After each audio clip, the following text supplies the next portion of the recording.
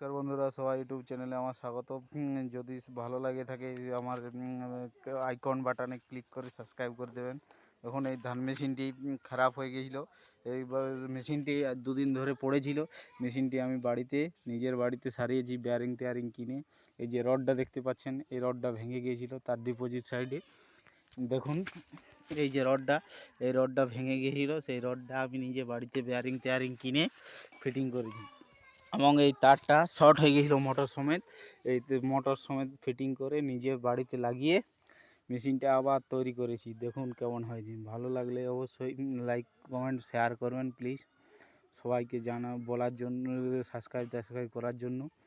দেখুন এই মেশিনটা আবার সেই ঠিক আগের মতন হয়ে গেছে এবং স্পিডটা এই মেশিনে আগে যে স্পিড ছিল সেই স্পিড থেকে আবার দ্বিগুণ স্পিড হয়ে গেছে এবং মেশিনটা আবার সেই আগের মতনই তৈরি হয়ে গেছে। দেখুন মেশিনটা আমি চালাচ্ছি,